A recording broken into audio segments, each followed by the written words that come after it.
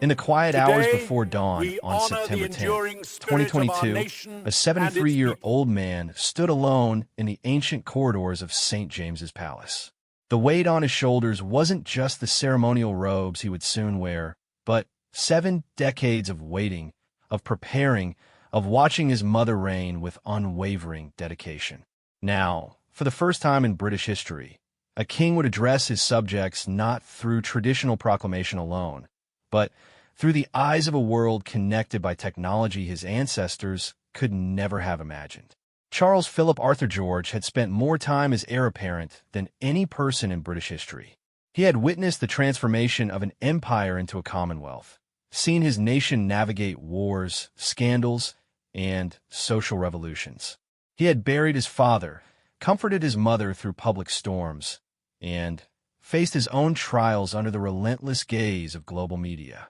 But nothing had prepared him for this moment when the destiny he was born to fulfill would finally begin. The man who had once been dismissed as an eccentric prince talking to plants was about to become the voice of a monarchy that needed to prove its relevance to a new generation. His first official declaration as king would not just announce his reign, it would define whether the thousand-year-old institution could survive in a world that increasingly questioned the very concept of inherited power. As the first light of September morning touched the windows of the palace, Charles knew that his words would echo far beyond Britain's shores. They would be scrutinized by Republicans and Royalists, by world leaders and ordinary citizens, by those who saw him as a symbol of stability and those who viewed him as a relic of an outdated past. The boy who had once dreaded his destiny was now ready to embrace it. But the question remained, was the world ready for King Charles III? The telephone call that changed everything came at 6:30 p.m. on September 8, 2022. Charles was in his study at Birk Hall, his beloved Scottish retreat, when his private secretary's voice carried news that he had both dreaded and anticipated for decades. Queen Elizabeth II, his mother, had passed away peacefully at Balmoral Castle. In that instant, the longest-serving heir apparent in British history became King Charles III. The transformation was immediate and absolute. The man who had spent 73 years preparing for this moment found himself thrust into a role that demanded not just ceremonial dignity, but leadership of a nation in mourning. Within hours, the ancient wheels of constitutional monarchy began turning with precision honed over centuries. But this time they carried the weight of modern expectation and global scrutiny. Charles's first hours as king were a blur of protocol and emotion. The official announcement of the Queen's death at 6:30 p.m. triggered Operation London Bridge, the carefully orchestrated plan for the monarch's death that had been refined and updated for decades. But beneath the ceremonial precision lay human grief. The new king had lost not just his sovereign, but his mother, mentor, and the woman who had shown him what it meant to serve with quiet dignity. The journey from Balmoral to London became a pilgrimage of sorts. As Charles's car wound through the Scottish Highlands, past villages where people had gathered despite the late hour to pay their respects, he could see the Union Jacks already flying at half-mast. The speed of modern communication meant that news of his mother's death had reached every corner of the Commonwealth before he had even begun his journey south. Social media platforms filled with tributes, news channels cleared their schedules, and world leaders began preparing statements of condolence. But Charles was thinking beyond the immediate protocols. During those quiet hours of travel, he wrestled with questions that would define his reign. How could he honor his mother's legacy while establishing his own identity as king? How could a monarchy that many viewed as increasingly irrelevant prove its worth to a generation raised on democratic ideals and social media activism? Most pressingly, how could his first official declaration as king set the tone for a reign that might well determine whether the House of Windsor survived into the next century? The new king's mind traveled back to conversations with his mother over the years. Elizabeth II had never been one for dramatic proclamations or flowery speeches. Her strength lay in consistency, in the quiet fulfillment of duty day after day, year after year. She had witnessed the decolonization of the British Empire, navigated the tumultuous 1960s, survived the annus horribilis of 1992, and maintained public dignity through family scandals and national crises. Her approach had been to let her actions speak louder than her words. Charles knew that his path would necessarily be different. Where his mother had been reserved, he had always been more expressive.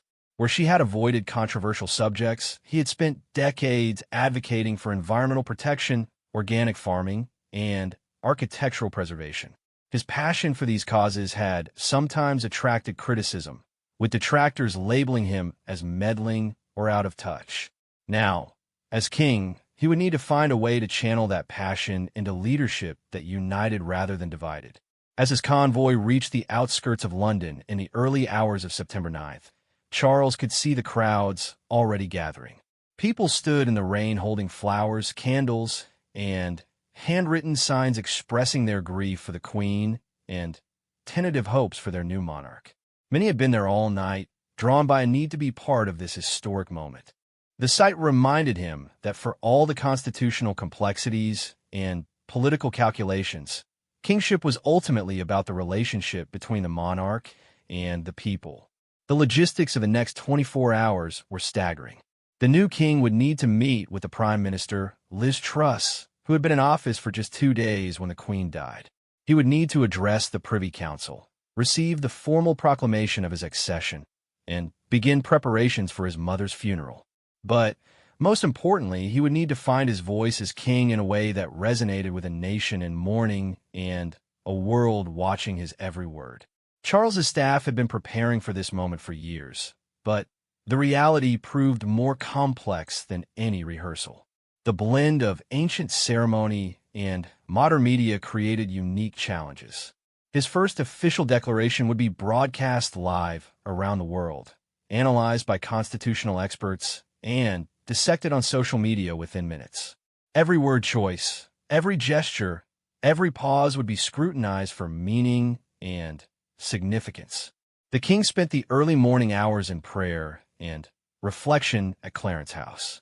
He had always been a deeply spiritual man, finding comfort in the ritual and tradition of the Church of England, of which he would now serve as supreme governor. The weight of that responsibility, added to all the others, was immense. He would be expected to provide moral leadership to a diverse and increasingly secular nation while maintaining the delicate balance between faith and tolerance that had characterized his mother's reign. As sunrise approached over London, Charles received briefings from his advisors about the global reaction to his accession. Commonwealth nations had already begun their own protocols for recognizing the new monarch. Canada, Australia, and New Zealand had issued statements acknowledging King Charles III, while some Caribbean nations used the transition to renew discussions about becoming republics. The new king understood that his reign would likely see the continued evolution of the Commonwealth, with some nations choosing to maintain the monarchy, while others pursued independent paths. The preparation for his first official declaration involved careful consideration of tone, content, and presentation. His speechwriters had prepared several drafts, each emphasizing different aspects of his intended reign. Some focused heavily on continuity with his mother's legacy, others on his personal vision for the monarchy's future. Charles read through each version, making notes and suggestions, but ultimately knew that the words had to be authentically his own. The morning brought a steady stream of visitors to Clarence House. Government ministers, military officials, and senior clergy all came to pay their respects and receive guidance on the days ahead. Each meeting reminded Charles of the vast network of institutions and traditions that looked to the monarch for leadership and stability. From the armed forces to the Church of England, from Parliament to the Commonwealth realms, all would be watching his first words as king for signs of how he intended to fulfill his constitutional roles. Perhaps most significantly, Charles met with representatives from various Commonwealth nations and British territories. The conversations were formal but warm, with each delegation expressing their condolences for the Queen's death and their hopes for the new reign. The king listened carefully to their perspectives on how the monarchy could best serve their diverse populations in the coming years. These discussions would influence not just his declaration, but his broader approach to kingship in an increasingly globalized world.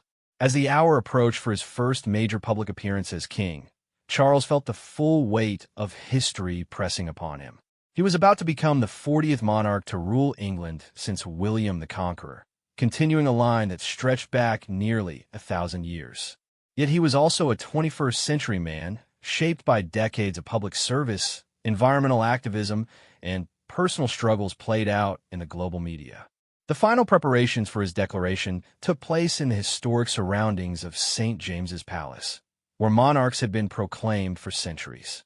The ornate staterooms, with their portraits of previous kings and queens, serve as a reminder of the continuity he represented.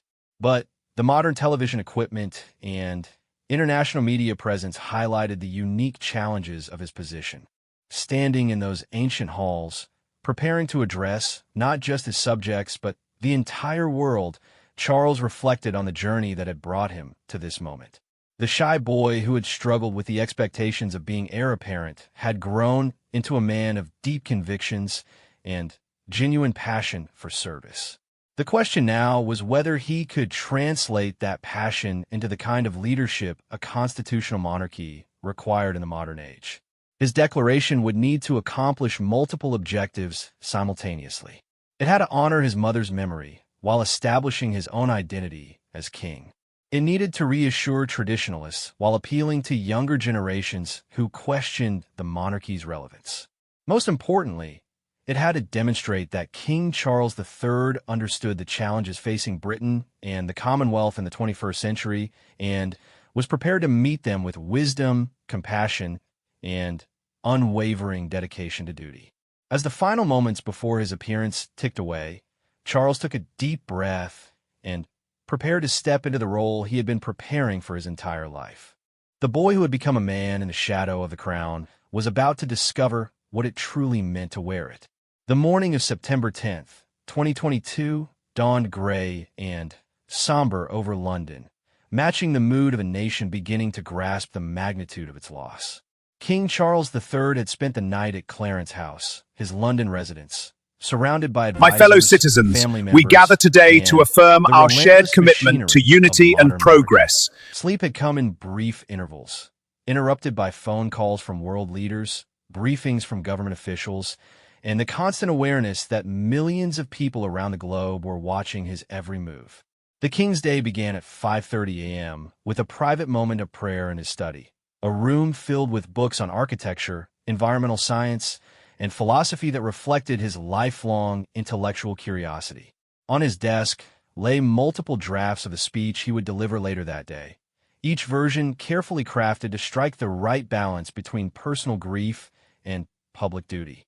Charles had always been a thoughtful speaker, preferring substance over sound bites, but never had his words carried such weight.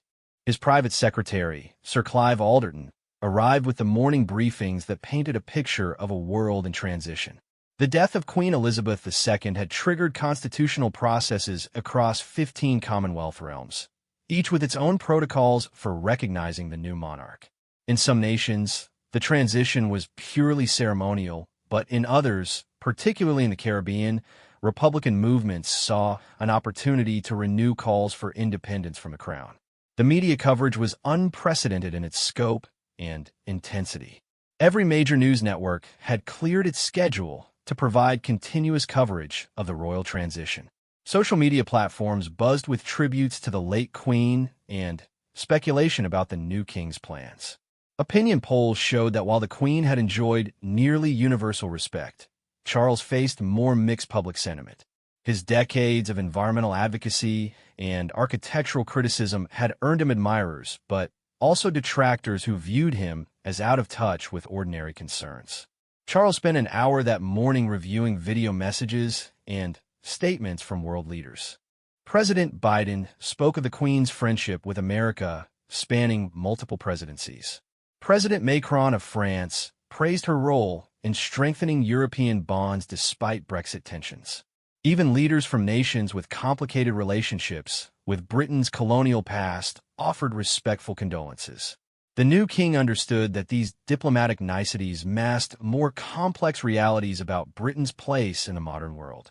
The selection of his official declaration's location had been a matter of considerable debate among his advisors. Traditionalists argued for the ancient ceremony of proclamation at St. James's Palace, followed by similar ceremonies at the Royal Exchange and other historic locations. But Charles and his team recognized that his first major statement as king needed to reach beyond the formal constitutional audience to connect with ordinary citizens struggling with economic uncertainty, climate change, and social division. The compromise solution reflected the new king's understanding of modern communication. The formal proclamation would indeed take place at St. James's Palace, maintaining constitutional propriety and historical continuity.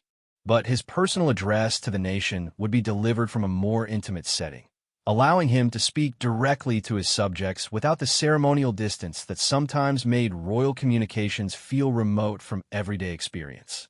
Preparation for the speech involved consultations with constitutional experts, speechwriters, and political advisors. The text had to navigate numerous delicate considerations. References to his mother needed to be deeply personal yet appropriate for public consumption. His vision for his reign had to be ambitious enough to inspire confidence, but realistic enough to avoid seeming presumptuous. Most challenging, he needed to acknowledge the controversies and criticisms that had surrounded him while demonstrating that he understood the difference between being heir apparent and being king. The king's breakfast meeting with Prime Minister Liz Truss provided crucial insight into the political challenges facing Britain. Truss, who had met the Queen just 2 days before her death to accept the invitation to form a government, now found herself navigating not just economic crisis, but constitutional transition. Their conversation touched on the cost of living crisis affecting millions of British families, the ongoing impacts of Brexit, and the delicate balance required to maintain national unity during a period of mourning and change. Charles had always maintained careful political neutrality as heir apparent, but he was well aware of the social and economic pressures facing his future subjects. His decades of charity work through the Prince's Trust had brought him into direct contact with young people struggling to find employment, training, and opportunity. His environmental advocacy had taught him about the connections between climate change and social justice. Now, as king, he would need to find ways to demonstrate concern for these issues without crossing the constitutional line into political partisanship. The morning's correspondence included thousands of messages from ordinary citizens around the Commonwealth. His staff had compiled representative selections for his review, and Charles was moved by the personal stories people shared. Many wrote about meeting the Queen at various events over the decades, describing her warmth and genuine interest in their lives. Others expressed hopes that the new king would continue her legacy of service while bringing his own perspectives to the role. Particularly touching were letters from environmental activists and young people who had followed Charles's work on climate change and sustainability. They expressed hope that his passion for these causes might translate into more active royal leadership on global challenges. The king understood their expectations, but also recognized the constraints of constitutional monarchy. His influence would need to be exercised through example, inspiration, and the careful use of soft power rather than direct political action. The technical preparations for broadcasting his declaration required coordination between Buckingham Palace, the BBC, and international media organizations. This would be the first major royal speech of the social media age, with simultaneous broadcasting on traditional television, radio, and digital platforms. Teams of technicians worked to ensure that the king's words would reach audiences from rural Scotland to distant Commonwealth territories with equal clarity and impact. Charles spent considerable time that morning reviewing footage of his mother's most significant speeches over the years. Her Christmas broadcasts, her address to the nation during the Gulf War, her messages during times of national celebration and mourning all demonstrated her mastery of the medium. She had learned to use television not just as a means of communication, but as a tool for creating intimate connection with her subjects despite the physical distance. The new king's approach would necessarily be different. Where his mother had been naturally reserved and formal, he had always been more emotionally expressive. His challenge was to harness that expressiveness in service of the dignity and authority required of kingship. His declaration would need to show strength without arrogance, warmth without informality, and vision without presumption. Security arrangements for the day reflected the global attention focused on Britain. Intelligence services had identified no specific threats, but the death of such a significant figure inevitably raised concerns about potential disruptions. The Metropolitan Police coordinated with agencies across the Commonwealth to ensure that the King's declaration could proceed without incident, while allowing for the public expression of grief and support that had characterized the previous day. The King's family provided both support and additional complexity during the preparation process.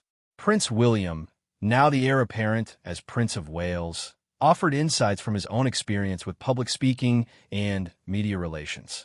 The transition had thrust William into a new role just as suddenly as it had elevated Charles, and their conversations touched on the challenges of adjusting to increased scrutiny and responsibility. Queen Camilla, now the Queen Consort, brought her own perspective to the discussions. Her decades in public life had taught her about the power of authentic communication and the importance of connecting with people's everyday concerns. Her influence on the king's approach was subtle, but significant, encouraging him to speak from the heart while maintaining the dignity appropriate to his new position. The final hours before the declaration involved intensive rehearsals and last-minute adjustments to the speech text. Charles had always been a perfectionist when it came to public speaking, believing that careful preparation was essential for effective communication.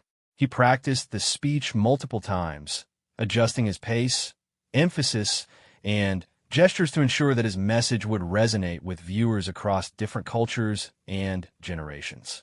As the appointed time approached, the king made his final preparations in the private apartments of Clarence House.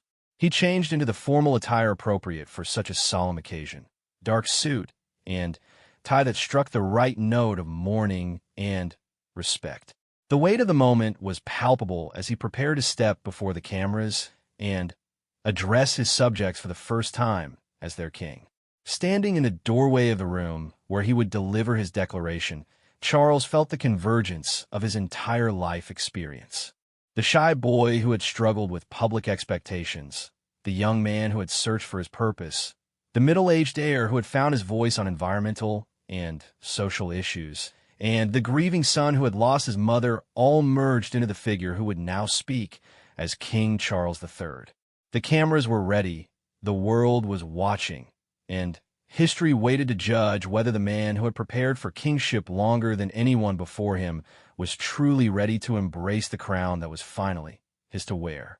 At precisely 6 p.m. on September 10th, 2022, King Charles III stepped into the blue drawing room at Buckingham Palace, where cameras and crew members had been waiting for hours. The room, elegant in its royal blue silk wall coverings and gilt furnishings, provided an intimate yet appropriately formal setting for what would become one of the most watched royal addresses in history. The king appeared composed but visibly moved, carrying the weight of personal grief alongside the responsibilities of his new role.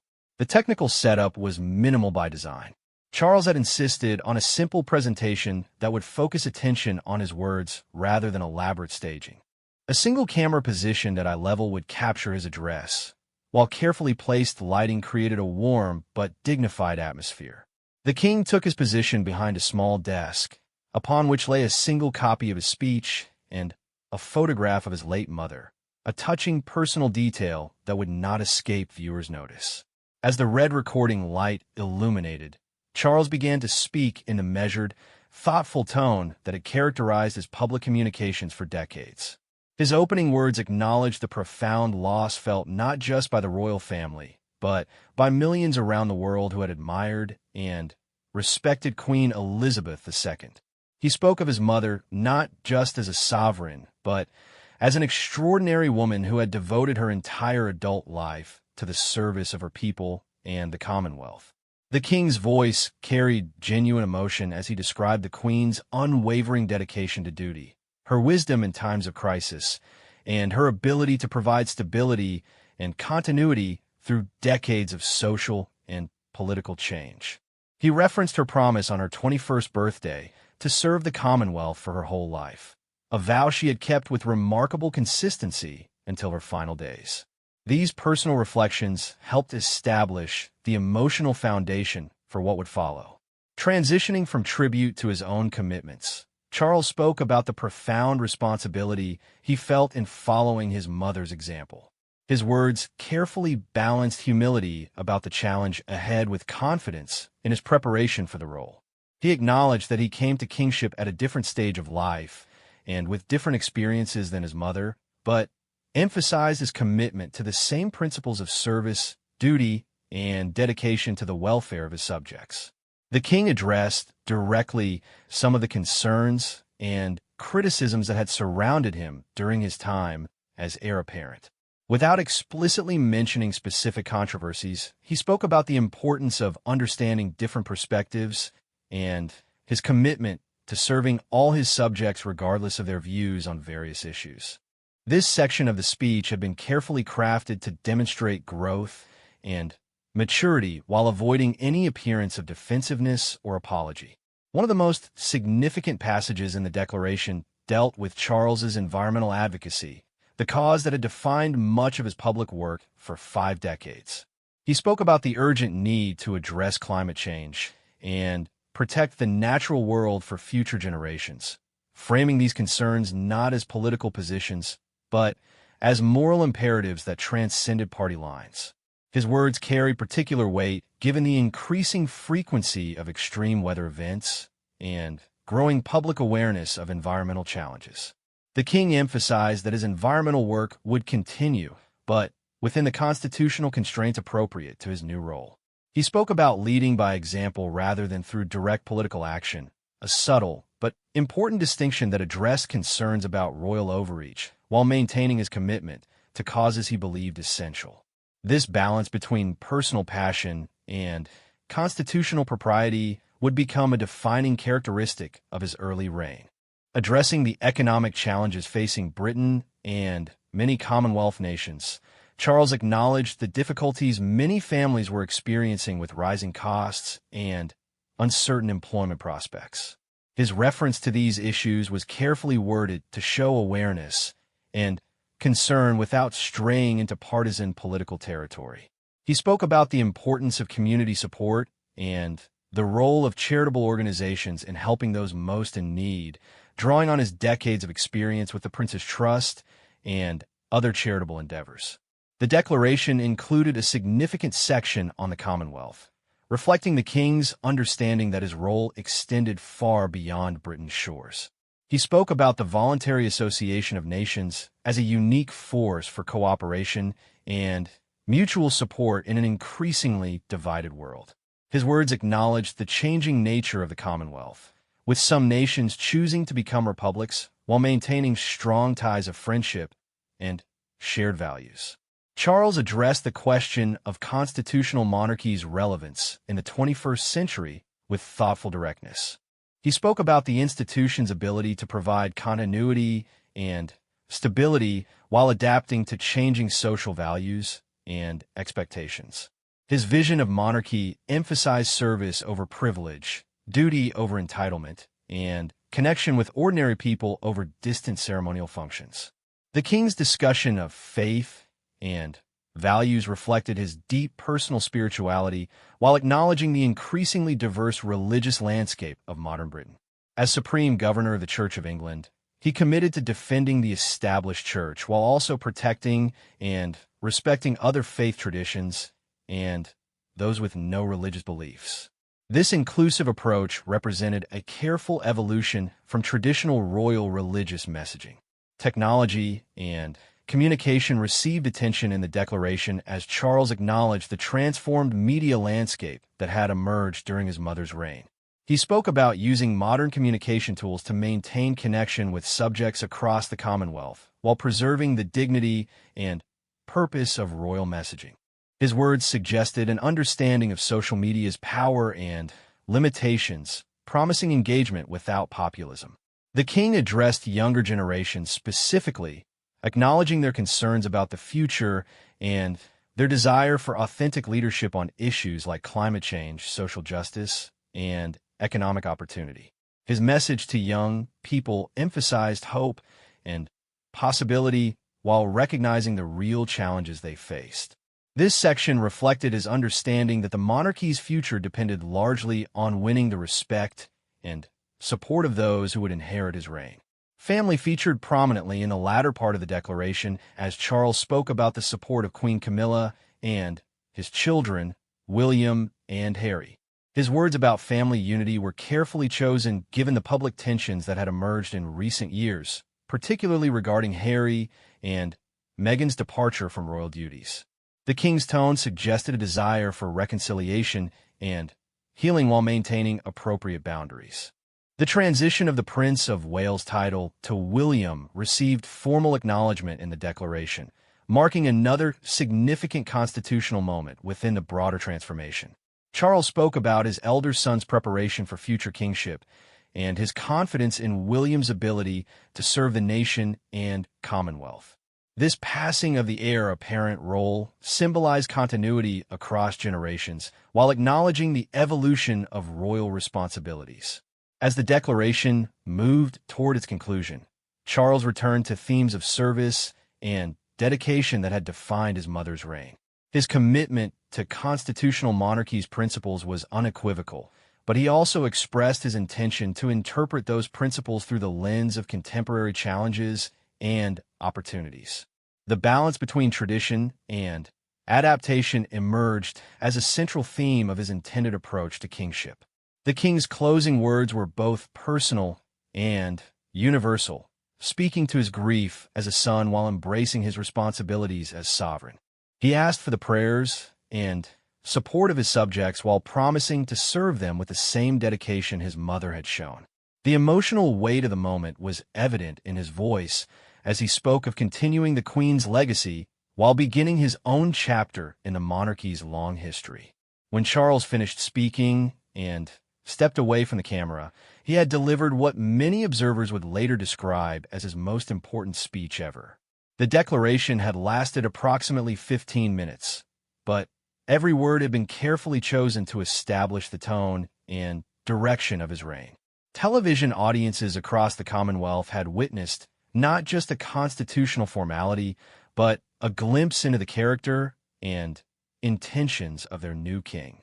The immediate reaction was swift and largely positive, with commentators praising the king's sincerity, emotional authenticity, and clear understanding of the challenges ahead.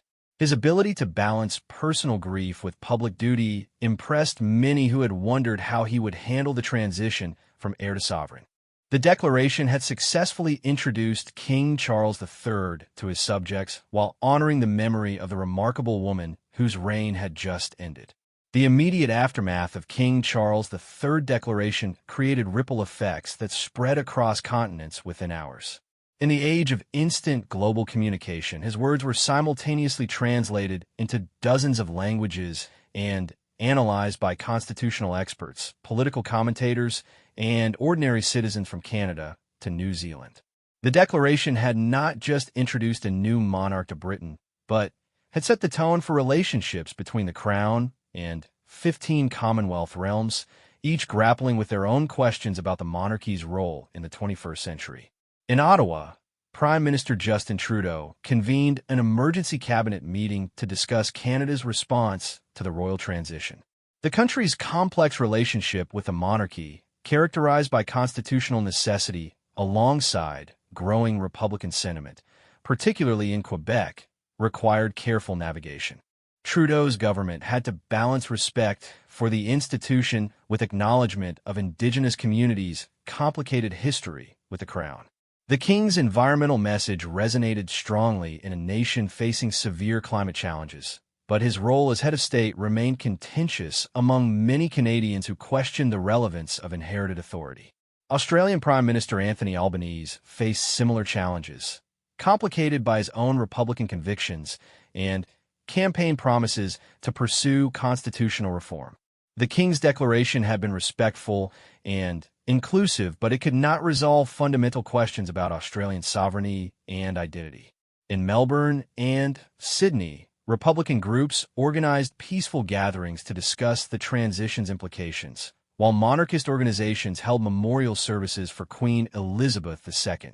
The divided public reaction reflected broader Australian ambivalence about their constitutional arrangements. The response from New Zealand proved more uniformly respectful, reflecting the country's generally pragmatic approach to constitutional monarchy. Prime Minister Jacinda Ardern, who had developed a positive working relationship with Prince Charles, issued a statement praising his environmental leadership and commitment to Indigenous rights. The Maori community's reaction was particularly significant, as Charles had previously demonstrated genuine interest in Maori culture and concerns. His declaration's references to respecting diverse traditions resonated in a nation still working to honor its founding treaty. Caribbean Commonwealth realms provided the most complex reactions to the new king's words. In Barbados, which had become a republic just months earlier, the transition sparked renewed discussion about their decision to remove Queen Elizabeth II as head of state. Jamaica's government, already considering republican transition, used the moment to announce accelerated plans for constitutional reform. The King's Declaration, while respectful of national sovereignty, could not address underlying concerns about colonialism's legacy and the appropriateness of a distant monarch serving as head of state. In smaller Caribbean nations like Antigua and Barbuda, Grenada, and St. Kitts and Nevis, the reaction was more measured. These countries had maintained strong ties to Britain and valued the stability that monarchy provided, but they also faced pressure from citizens who questioned whether the institution reflected their values and aspirations. The king's emphasis on service and mutual respect was welcomed, but many recognized that words alone could not resolve deeper questions about post-colonial identity. The Pacific Commonwealth realms of Papua New Guinea, Solomon Islands, and Tuvalu each brought their own perspectives to the royal transition. Papua New Guinea's diverse population included many who saw the monarchy as a neutral force above tribal and political divisions, while others viewed it as an unwanted reminder of colonial control. The king's environmental message carried particular weight in nations facing immediate threats from climate change, but his ability to influence global environmental policy remained uncertain. Within Britain itself, the declaration triggered intense discussion about the monarchy's future role and relevance. Scottish independence supporters seized on the transition to renew calls for a referendum, arguing that Scotland should choose its own head of state. The king's personal fondness for Scotland, evident in his choice of Balmoral as his private retreat, provided some counterbalance to Republican sentiment, but fundamental questions about Scottish sovereignty remained unresolved. Northern Ireland's reaction reflected the province's complex political divisions.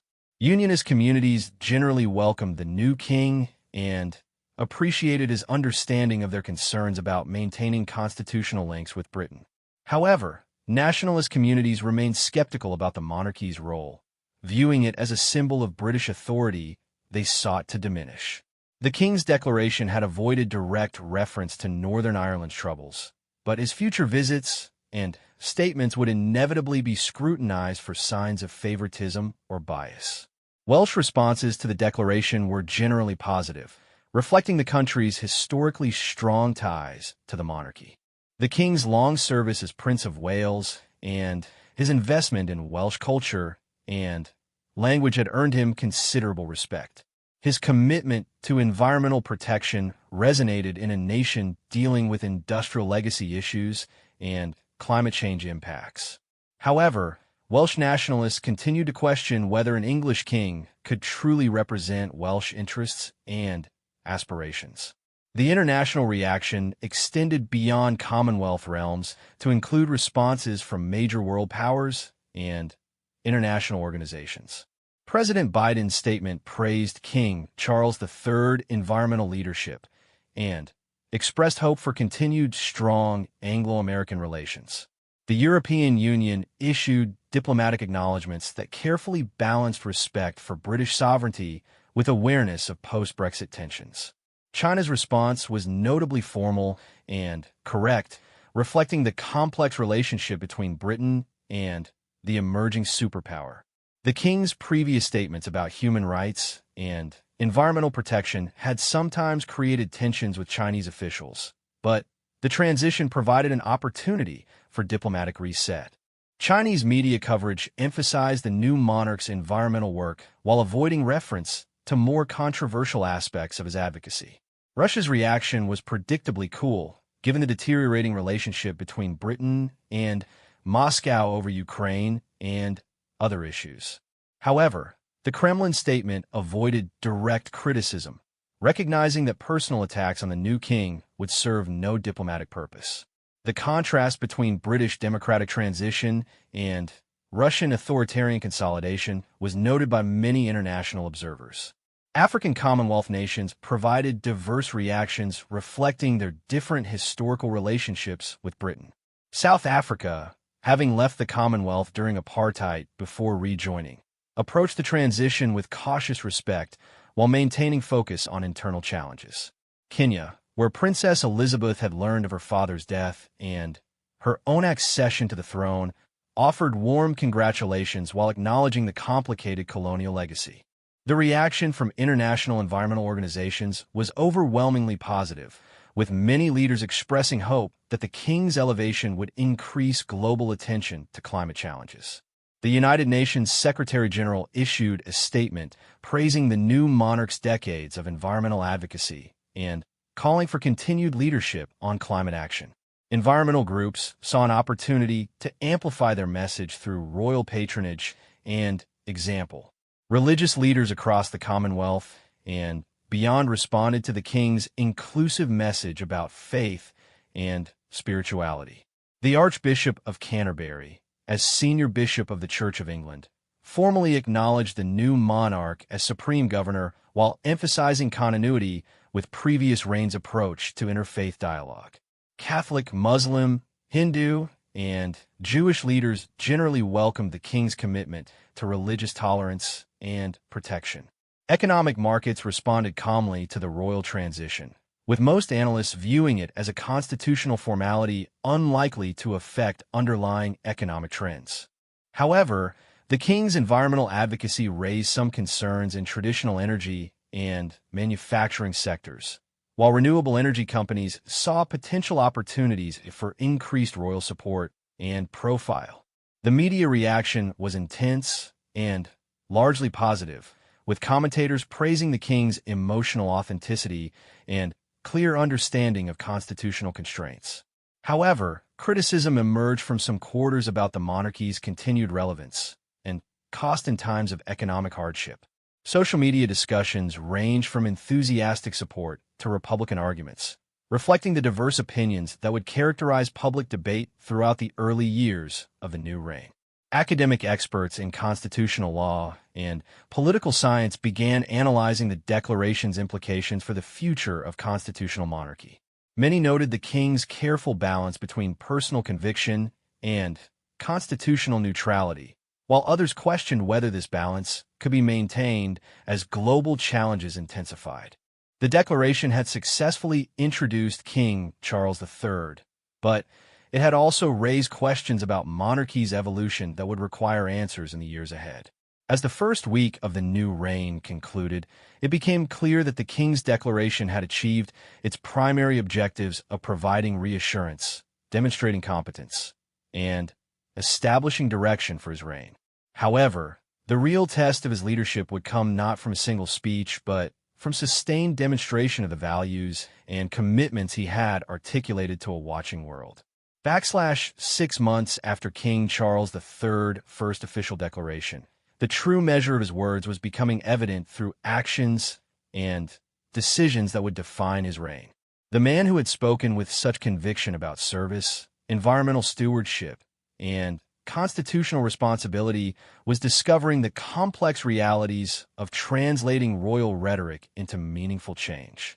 His declaration had been just the beginning of a transformation that would test both his resolve and the monarchy's capacity for adaptation in an increasingly challenging world. The king's environmental commitments, so central to his declaration, faced their first major test when global energy prices soared following geopolitical tensions. Environmental groups had hoped for immediate and dramatic royal leadership on climate issues, but Charles found himself navigating the delicate balance between personal conviction and constitutional restraint. His solution was characteristically thoughtful, launching a series of private meetings with business leaders, environmental scientists, and government officials to explore ways the monarchy could support practical climate action without overstepping political boundaries. The Sustainable Markets Foundation, established quietly in the months following his accession, became the vehicle through which King Charles III channeled his environmental passion. Rather than making political statements about government policy, the foundation focused on bringing together private sector leaders, researchers, and innovators to develop market-based solutions to environmental challenges. The approach reflected the king's understanding that effective change required consensus and collaboration rather than royal pronouncement. The Commonwealth's response to the new reign evolved significantly from the immediate post-declaration period. Jamaica's government had indeed moved forward with plans to become a republic, but the process proved more complex and controversial than anticipated. The king's gracious response to Jamaica's decision, expressing understanding and continued friendship regardless of constitutional arrangements, helped maintain positive relationships even as formal ties changed. His approach established a template for managing similar transitions with dignity and mutual respect. In contrast, several smaller Commonwealth nations chose to strengthen their ties to the crown after observing the king's leadership during his first months in office. The Solomon Islands government, facing internal political challenges and external pressures, found value in the stability and continuity that constitutional monarchy provided. The king's careful attention to Pacific nations' concerns about climate change and economic development helped reinforce their commitment to maintaining the relationship. The royal family's dynamics, touched upon in the declaration, underwent significant evolution during the early months of King Charles III's reign. Prince Harry's attendance at his father's coronation, followed by private family meetings, suggested progress toward the reconciliation the king had hoped for.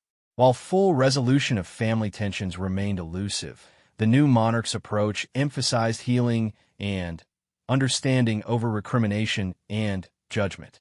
Prince William's elevation to Prince of Wales brought its own challenges and opportunities. The younger prince's modern approach to royal duties complemented his father's environmental focus while appealing to different demographic groups. William's emphasis on mental health awareness and homelessness prevention aligned with the king's broader social justice concerns, creating a coherent royal message that spanned generations while addressing diverse issues. The economic challenges that had provided backdrop to the royal transition continued to test the king's leadership. Rising inflation and energy costs affected millions of British families, creating social tensions that required careful royal navigation. King Charles III's response drew on his decades of charity work, particularly through the Prince's Trust, which expanded its programs to support young entrepreneurs and small businesses struggling with economic uncertainty. The king's approach to economic challenges demonstrated his evolution from advocate to constitutional monarch. Rather than calling for specific government policies, he used royal platforms to highlight successful community initiatives, innovative business solutions, and the importance of collective effort in addressing shared challenges. His Christmas message, delivered 9 months after his declaration, emphasized resilience, community support, and hope for the future without straying into partisan political territory. Religious and cultural diversity within the Commonwealth received sustained attention as the king sought to implement the inclusive vision articulated in his declaration. His visit to a Birmingham mosque, followed by meetings with Hindu and Sikh community leaders, demonstrated practical commitment to interfaith understanding. These encounters, often private and away from media attention, reflected the king's belief that genuine relationship building required sustained effort rather than ceremonial gestures. The relationship between crown and church evolved subtly, but significantly during the early months of the reign. As supreme governor of the Church of England, King Charles III faced declining religious observance and increasing secularization while maintaining the establishment's traditional role. His solution involved emphasizing the Church's social justice mission and environmental stewardship while respecting diverse spiritual traditions within his realms. International diplomacy provided numerous opportunities for the king to demonstrate the soft power influence outlined in his declaration. State visits and official receptions became platforms for advancing environmental cooperation, trade relationships, and cultural exchange. His meeting with President Macron of France, conducted in both English and French, showcased his linguistic abilities while reinforcing post-Brexit diplomatic relationships. The king's visit to Germany, his first major European tour as monarch, proved particularly significant for demonstrating renewed British engagement with European partners. His speech to the German parliament, delivered partially in German, emphasized shared democratic values and environmental challenges while acknowledging Brexit's complexities. The warm reception he received suggested that personal diplomacy could help repair some of the damage from recent political tensions. Technology and communication, addressed in the declaration, became central to the monarchy's modernization efforts. The royal family's social media presence expanded thoughtfully, sharing behind-the-scenes glimpses of royal work while maintaining appropriate dignity and privacy boundaries. The king's own comfort with digital communication, developed during pandemic restrictions, proved valuable for reaching younger audiences and distant Commonwealth populations. The introduction of virtual royal engagements, initially adopted during COVID-19 restrictions, continued as a permanent feature of the monarchy's operations. King Charles III participated in online discussions with environmental scientists, spoke to students via video link, and attended virtual Commonwealth meetings. These innovations demonstrated that tradition and technology could coexist while expanding royal accessibility and influence. Educational initiatives became a significant focus as the king sought to implement his declaration's commitments to young people's futures. The king's scholarships, established to support environmental science and sustainable development studies, provided practical expression of his environmental priorities while investing in future leaders. The program's emphasis on Commonwealth participation reinforced the global dimension of royal service. The monarchy's relationship with Parliament evolved as King Charles III settled into his constitutional role. His weekly audiences with prime ministers, whether conservative or potentially Labour in future, maintained strict political neutrality while allowing for private consultation on matters of national importance. The king's experience and perspective, accumulated over decades of public service, provided valuable counsel without compromising constitutional principles. Regional visits within the United Kingdom demonstrated the king's commitment to understanding diverse perspectives and concerns. His tour of post-industrial areas facing economic transition allowed him to witness firsthand the challenges many communities confronted. These visits, often focused on regeneration projects and community initiatives, reinforced his declaration's emphasis on service to all subjects regardless of their circumstances. The king's approach to controversial issues reflected his growing understanding of constitutional constraints. When immigration became a contentious political issue, he avoided direct commentary while highlighting successful integration programs and community harmony initiatives. This careful balance allowed him to demonstrate concern for social cohesion without entering partisan political debates. As the first anniversary of Queen Elizabeth II's death approached, King Charles III handling of memorial events provided insight into his evolution as monarch. The services and commemorations he organized honored his mother's legacy while establishing new traditions that reflected his own style and priorities.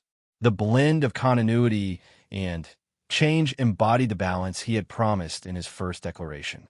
The assessment of King Charles III's first year revealed a monarch who had largely fulfilled the promises of his initial declaration, while learning to navigate the complex realities of 21st century kingship. His environmental advocacy continued through carefully chosen initiatives that avoided political controversy while advancing practical solutions. His commitment to Commonwealth relationships had been tested by Republican transitions, but strengthened through respectful dialogue and mutual understanding. Critics remained, questioning the monarchy's relevance and cost during times of economic hardship. However, polling data suggested that public approval for the new king had grown as people observed his dedication to service and his respectful approach to constitutional limits. His declaration's themes of duty, service, and adaptation had been translated into action that demonstrated both continuity with his mother's legacy and recognition of changing times.